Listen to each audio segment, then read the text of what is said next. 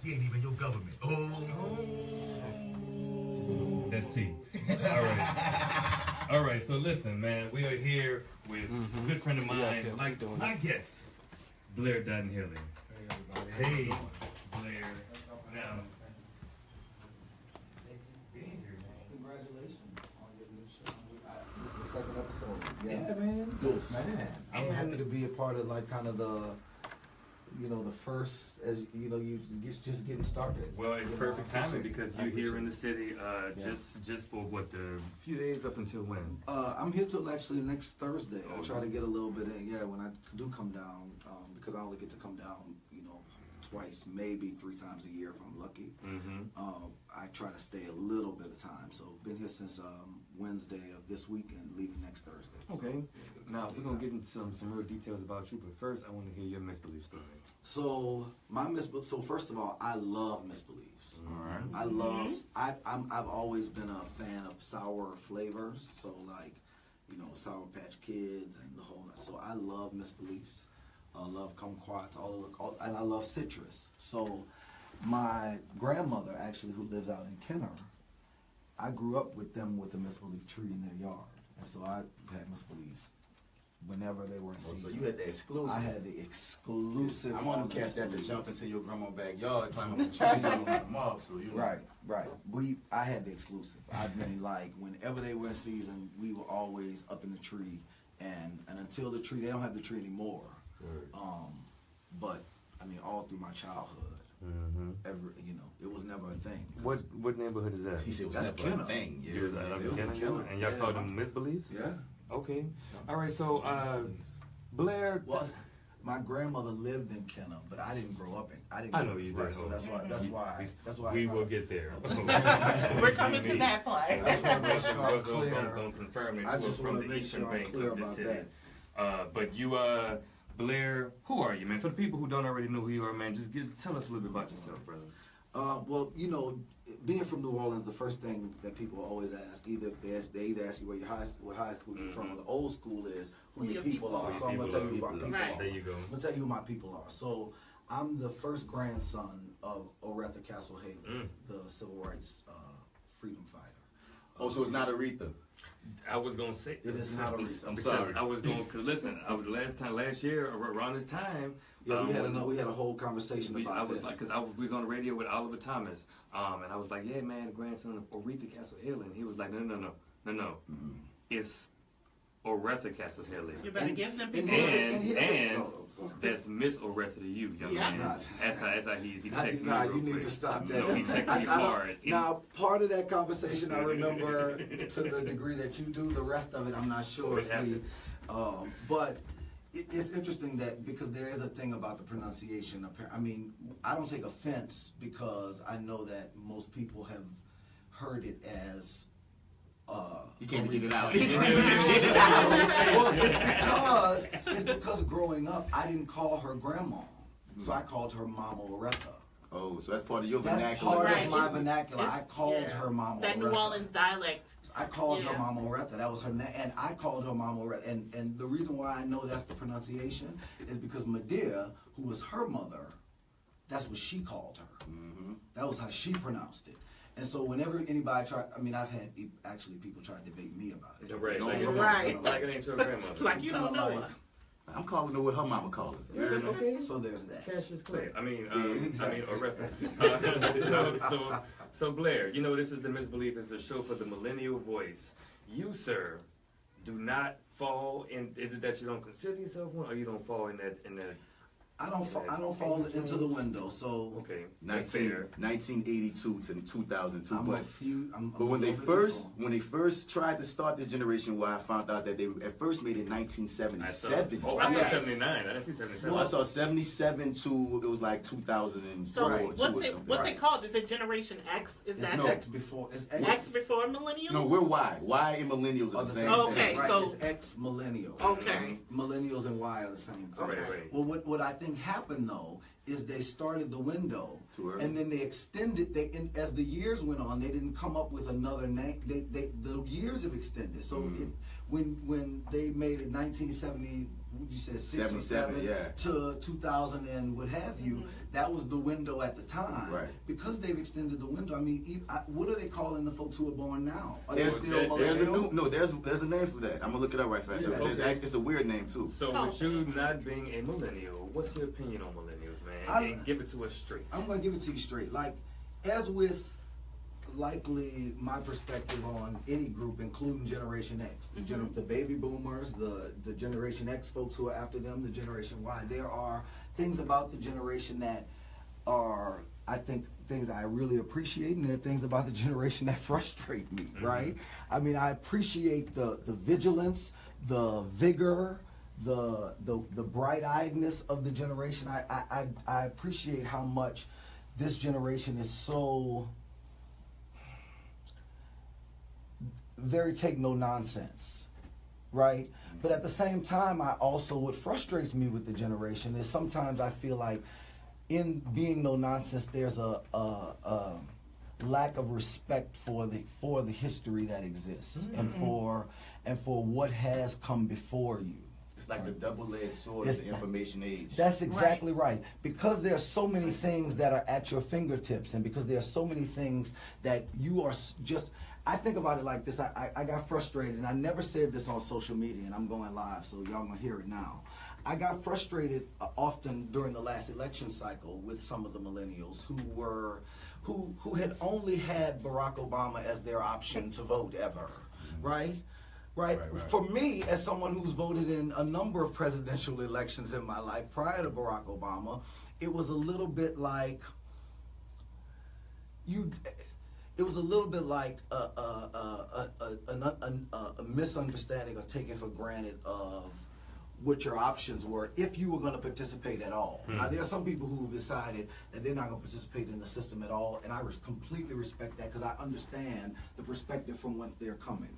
But folks who have decided to participate, if you're going to participate from an extremely informed perspective and with a sense of and an understanding of the process outside of what you've just experienced in, the last 4 or 8 years. And you even said extremely informed. Some of them aren't even midway informed, like slightly. Minimally informed, like regular par. Are you up to par with your information?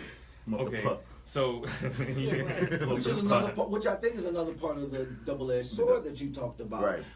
The misinformation and alternative facts that are out there. Well, there's that too. But what about the paradox of having so much information at your fingertips while simultaneously being one of the most uninformed populations that exists? I mean, that's a huge paradox. Maybe my first time hearing that we're the most uninformed. Oh no, I'm not talking about millennials. I'm just talking about people. I'm just talking about people in general, right? I mean, we're talking about right now an age where, and this is intergenerational. Right. This is not just to millennials. We have a problem nationally and globally with misinformation and alternative facts, and so true. At a time where more information is available than ever before in history. Because we still remember the encyclopedias, man. We remember the card catalog. Come on, okay. Dewey Decimal System. Come on, we have to work for the information. Now it's like it's at your fingertips. And you still don't know. How many times have you been on your way to a party, or that's at a particular place and somebody called you or text you to ask you the address? I know, it's like, we both have a door. Can't you put yours in your GPS? Like, all I'm gonna do is Google it for you. For you, exactly.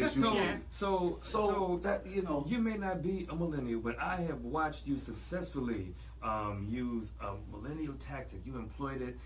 It is called Blairisms. Now, Blairisms, and I'm gonna throw this out there before you talk about it. TheBlairisms.com. If you're listening, if you're on your computer, check out TheBlairisms.com. Get you some merch. But man, tell us about it. And tell us how it started and what it is and all that good stuff. Okay. So the Blairisms themselves are expressions of mine. They're sayings, they're quotes, they're things that both I've come up with and been inspired by that I've shared in my social media world, right? And have become to people both inspirational and reflective and things that they find funny and engaging and entertaining. And so a couple months ago, I was with a friend of mine who lives out in California. Shout out to Courtney, who she and I went to Xavier together, and we went to Xavier Political Science together. And she and I were having lunch in LA, and she said to me, she was asking me for some social media help, right, in helping to build her social media brand and selling apparel that she was doing. And she said to me, you know, if you put some of your Blairisms that you say on Facebook on T-shirts and on apparel, people would buy them. And did they? And do they? And are they? Yeah. And I said, I said, really? You think so? And so I went right to Facebook and I made a status about, I think it was, you know, sometime in the mid-afternoon on December 7th, and said, who would buy a T-shirt from the Blairisms T-shirt line? And I put the phone down while we were eating and picked it back up a few minutes later, and I mean, it was just, it was on fire. I'll be watching. I said, I guess we should be doing this. I guess we need to do this. And look at you doing so for you to not be a millennial and you have another source of income as well as a platform for you to get your ideas and your message across. And it started on social media. Of all the social medias, Facebook. Check you out, Mr. Not a Millennial, but like some millennials haven't figured that out yet. How to use your social media. Well, I'm gonna give him props. Generate. I'm definitely giving props. Much respect to you, dude. Anytime I see, especially a black cat, you still young enough. Even though you don't count yourself as a millennial, you still a young black man. Keep it in, you feel me? But what I'm saying is, I'm gonna get what he did. Facebook though, all of the social medias. That's the oldest one. Right. True that. Facebook is my favorite. Shout out to Facebook, and if you're watching Facebook Live, shout out to you for watching, man. But like, it's my favorite of them all. And if you would have did it on Snapchat, son, you would have to just. And I don't even have a Snapchat. Me either. But if you did, you would have to be one of them. That's what I'm saying. He still got his screw the millennial stripes, because I know when I'm not a screw to millennials. You're a little bit screwed to millennials. I'm not. Okay, I don't want to. I'm married to a millennial. Oh, true. Shout out to Bay. I'm married to a millennial. So I am not anti-millennial. I know. I'm hold millennial accountable millennial. Okay. I want to hold millennials accountable. I think that's the best way to be. That's absolutely. The only thing I'm saying on it is cool. It's cool that because I have students that when you say Facebook to them, they're like, oh my God, you're old. So it just made me think, like, when you try to say, well, you're a millennial, it's Facebook. It's like, well, you know, at least he towing the line with it. Yeah, we early millennials. We early millennials. So before we go to break, before we say goodbye to you, man, on Lundi Gras, we got something big going on in Cafe Istanbul. This is your 6th year doing Lundi Gras Love. Tell me about Lundi Gras Love. So Lundi Gras Love is a night that we kind of rendezvous in New Orleans with what feels like all family. My brother DC was a host last year with Elliot Love, and he'll be returning this year to host it. I sure will. On Monday night. It's a night of music and good times and family and good vibes. Yeah, man. And love. Come out to Cafe Istanbul. We'll be there starting at 8 o'clock. So we got a bunch of folks that are gonna perform. Kevin Styles, who was the local great artist.